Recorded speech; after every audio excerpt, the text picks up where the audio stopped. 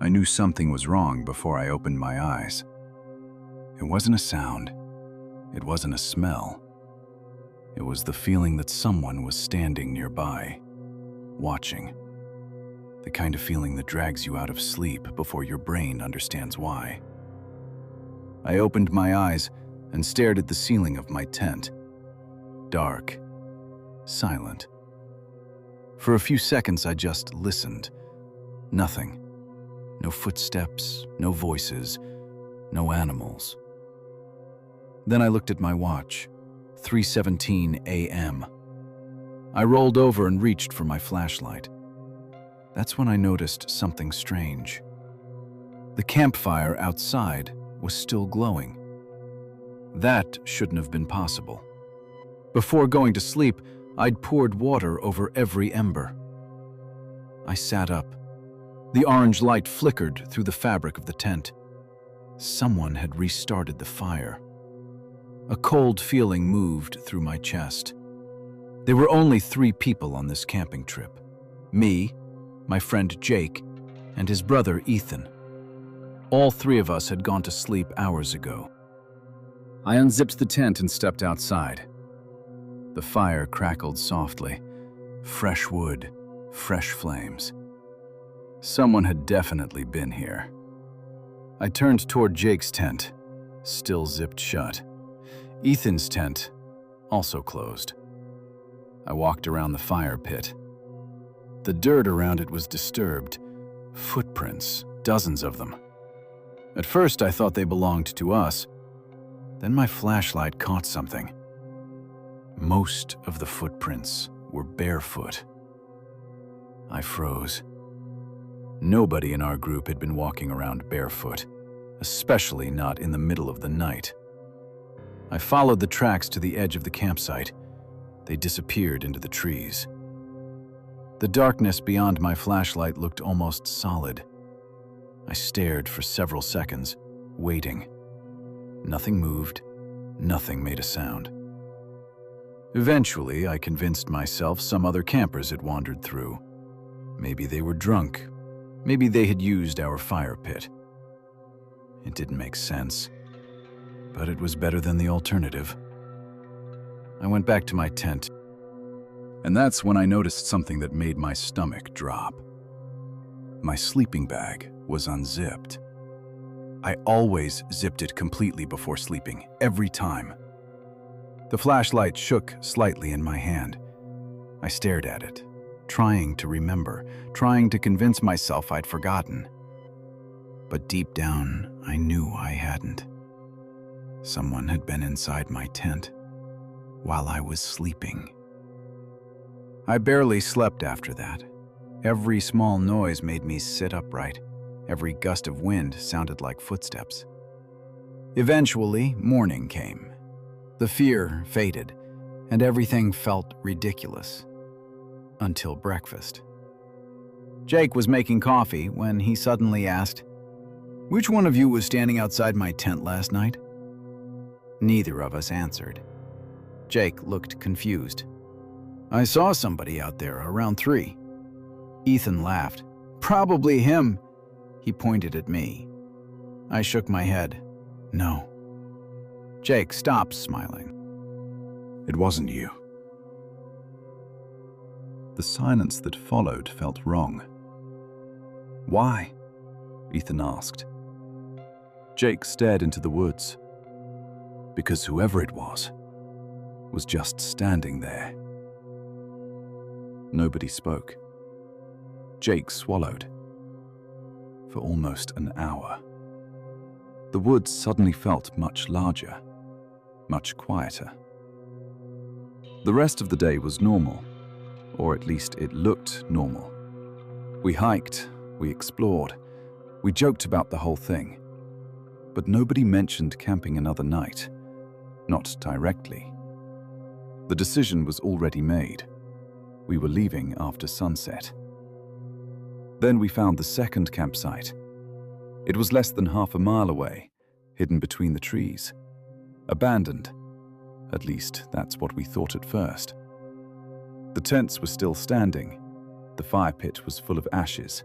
Coolers were scattered around. Sleeping bags remained inside the tents. But there were no people, no cars, no supplies missing. Nothing looked stolen. It looked as if everyone had simply vanished.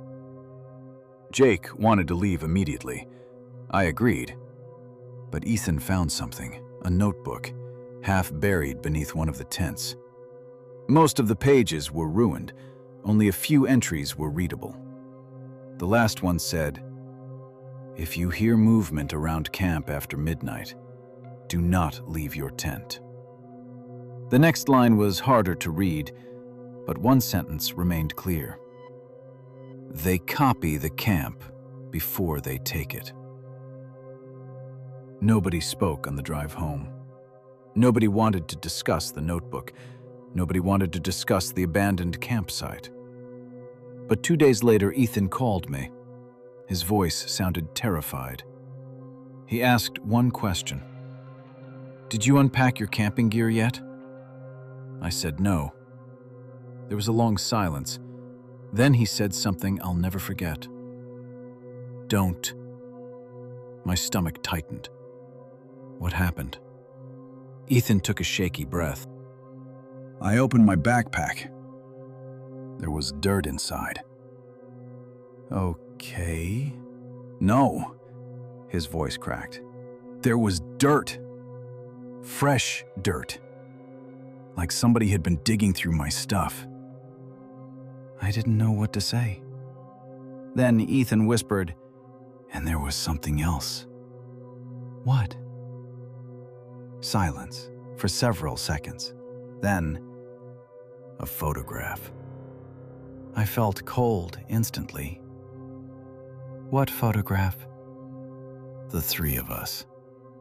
My heart stopped. "We never took any photos." His breathing grew heavier. "And whoever took it was standing behind us."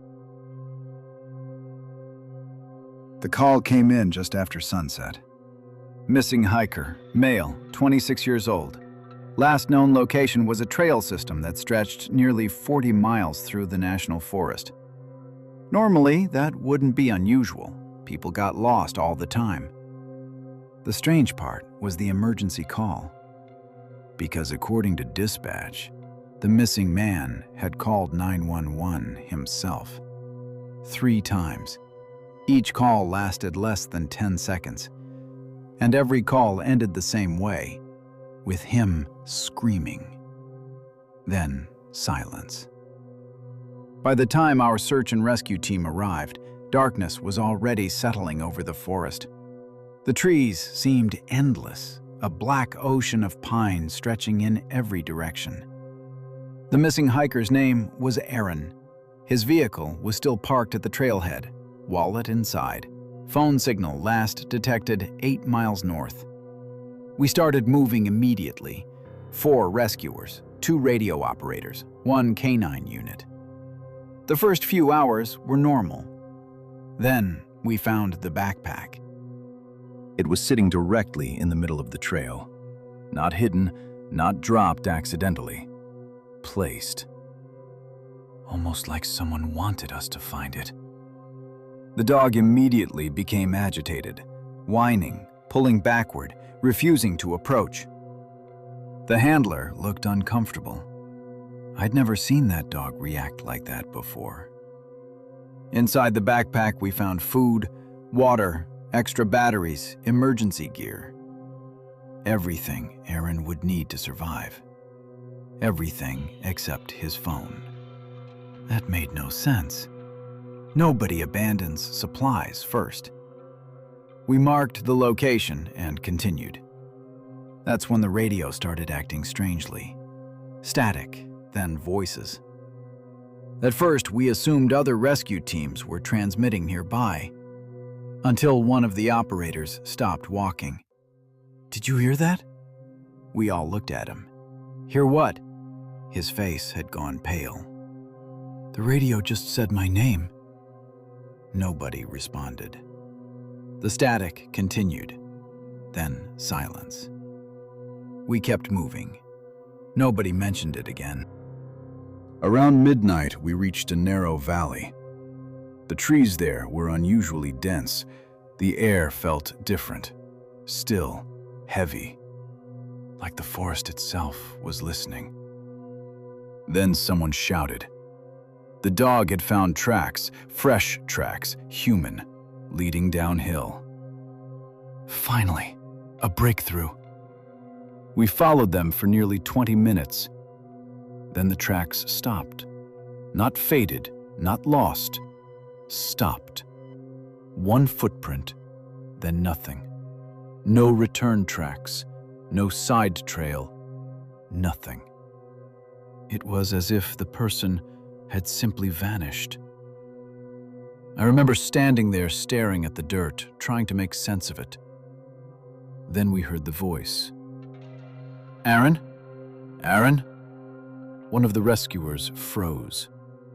The voice had come from somewhere ahead, deep in the darkness, weak, distant, like somebody calling for help. Aaron? The rescuer shouted again. The reply came immediately. Help. The word echoed between the trees. My stomach tightened. Something felt wrong. The voice sounded strange, not injured, not exhausted. Almost rehearsed. The team leader raised his flashlight. Aaron, stay where you are! Aaron, stay where you are! No answer. Then, help. Same tone, same volume. Exactly the same. Like a recording. The forest became silent. Nobody moved. Then the radio operator whispered, That's impossible. What? He pointed at his GPS. The signal marker had appeared again. Aaron's phone, less than 50 yards away. We advanced carefully. The voice continued, every 30 seconds, always the same. Help. Help. Help. Closer. Closer. Closer. Until we reached a clearing. The voice stopped, instantly. The clearing was empty. No hiker, no campsite, nothing.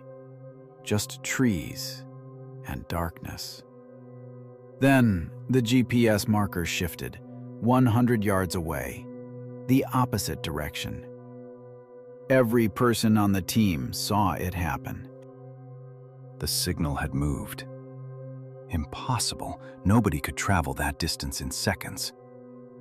The dog began barking violently, not toward the moving signal, toward the trees behind us. I turned my flashlight. At first I saw nothing. Then a figure stepped behind a trunk, gone immediately, but I'd seen it. Someone was watching us. The team leader called for a regroup. Nobody argued. Something about the situation felt fundamentally wrong. We started back toward the trail, and that's when the radios exploded with noise. Voices, dozens of voices, talking over one another. Names, coordinates, emergency codes. None of it made sense. Then a single voice cut through the static, perfectly clear. It said, "Don't answer him."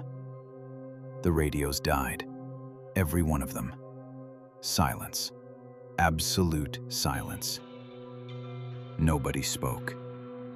Then a voice called from the darkness. My voice. Exactly my voice. Hey guys. I felt every hair on my body stand up. The team stopped walking. The voice came again from the trees, using my voice. Over here! Nobody moved. Nobody answered. Then it laughed.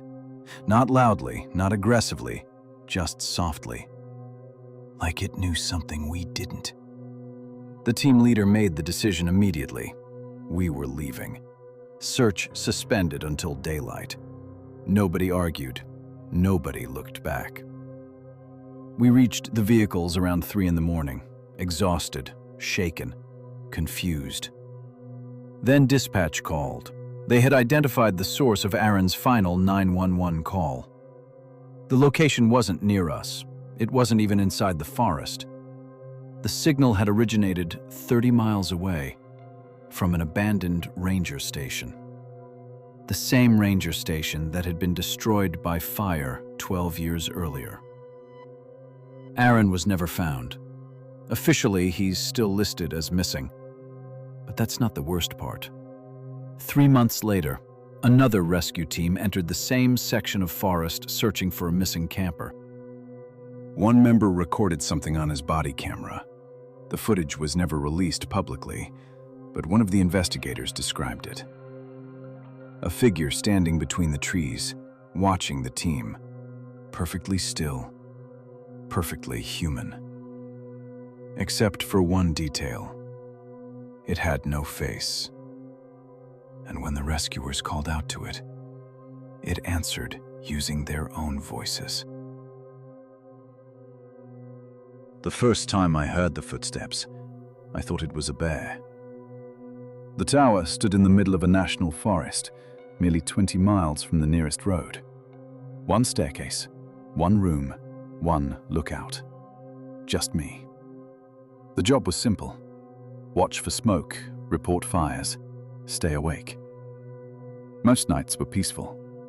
Too peaceful. You start noticing things when you're alone for weeks. Every creak, every gust of wind, every distant sound. Which is why I noticed the footsteps immediately.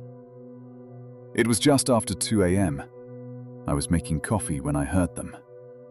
Clang, clang, clang. Metal stairs, slow, steady, coming upward. I looked out the window. Nothing, just darkness. The tower's spotlight illuminated the first 30 feet of staircase. Beyond that, everything disappeared into blackness. The footsteps continued. Clang, clang, clang. Someone was climbing. My first thought was simple. Lost hiker. Maybe injured. Maybe drunk. Maybe desperate for help. I grabbed my flashlight and leaned out the doorway. Hello? No answer. The footsteps stopped instantly. Silence. I waited. Nothing. After a few minutes, I went back inside. Probably my imagination. Probably the wind. At least, that's what I told myself. The next night it happened again, same time, 2 a.m. Clang, clang, clang, coming up the stairs. This time, I immediately stepped outside. The sound stopped. Again.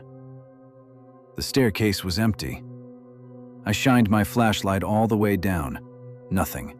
No movement, no person, no animal. Just an empty metal staircase disappearing into darkness. The following morning, I mentioned it over radio. The response wasn't what I expected. Silence. Then, "You heard them too?" My stomach tightened. The voice belonged to an older lookout named Harris. He'd worked these forests for almost 30 years. "What do you mean?" Another pause, then he said, "Don't go looking." That was all. No explanation, no joke, nothing. The radio conversation ended there. That should have been enough. It wasn't. 3 nights later, I decided to stay outside. I wanted answers. At 1:50 a.m., I sat near the doorway with binoculars and a flashlight. The forest below was completely silent. Then 2 a.m. arrived, and the footsteps started. Clang, clang, clang, slowly climbing upward. This time I watched the staircase carefully. Every step, every landing, every shadow. Nothing was there. But the sound kept getting closer, step after step. Like somebody invisible was climbing. The noise continued for almost 2 minutes. Then it stopped. directly beneath the tower platform, a few feet below me. I couldn't breathe. Whoever or whatever was making those sounds should have been visible. There was nowhere to hide. I slowly leaned over the railing. The staircase below was empty, completely empty. Then something happened. A single metal step moved, pressed downward, as if a foot had landed on it. I stumbled backward. The next step bent slightly, then another. Something was climbing. I just couldn't see it. I locked myself inside until sunrise. The next morning, I requested a transfer. The request was denied. Staff shortages, no replacements available. I had 3 more weeks remaining. 3 more weeks. The footsteps continued every night, always at 2 a.m., always stopping just beneath the platform, never coming all the way up. Until the 12th night. That's when the pattern changed. 2 a.m., the footsteps started. Clang, clang, clang. Closer, closer, closer. Then they didn't stop. I remember staring at the doorway, waiting. The metal stairs groaned beneath invisible weight. One final step, then another. Something reached the platform. The sound moved across the wooden floor outside, slow, measured, circling the tower. I could hear every footstep right outside the windows. The glass reflected only darkness, but the sound continued. One complete lap around the tower, then another, then another. For nearly an hour. I didn't move. I didn't breathe. Eventually, the footsteps stopped, directly outside the door. I stared at the handle, waiting.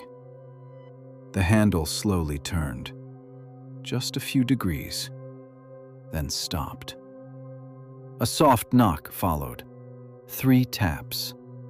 Tap, tap, tap. Then silence. The next morning, I packed my things. I didn't care about protocol anymore. I was leaving. While loading supplies into my truck, I noticed something attached to the tower's support beam. A photograph. Old, weathered, black and white. The image showed a fire lookout standing on the platform. I turned the photo over. A date was written on the back. 40 years ago. Below the date was a name. Thomas Reed. I took the photo to the ranger station. The reaction was immediate. One of the older employees went pale. "Where did you get this?" I explained. Nobody spoke for several seconds. Then he told me a story. Thomas Reed had worked the same tower decades earlier. One night, he radioed in repeatedly, claiming somebody was climbing the stairs. Dispatch assumed he was joking. The calls became increasingly frantic. Then they stopped. When a crew reached the tower the next morning, Reed was gone. Never found. No footprints, no evidence, nothing. Officially, he disappeared. Unofficially? The old employee looked toward the forest, then quietly said, "He kept saying the same thing." My mouth felt dry. What thing? The old ranger swallowed. It's learning how to climb. I never returned to that tower. But 6 months later, I received a package, no return address. Inside was a single photograph, a recent photograph, color, clear, taken from high above the forest. The picture showed the tower, the stairs, the surrounding trees, and standing on the platform beside me was a second person, watching through the window, looking directly at where I had been sitting. Final detail. The timestamp on the photo read 2:03 a.m., the exact moment I heard the knocking. Final realization. The problem is, no cameras were installed in that tower, and whoever took the picture was standing in the air, about 30 feet above the platform.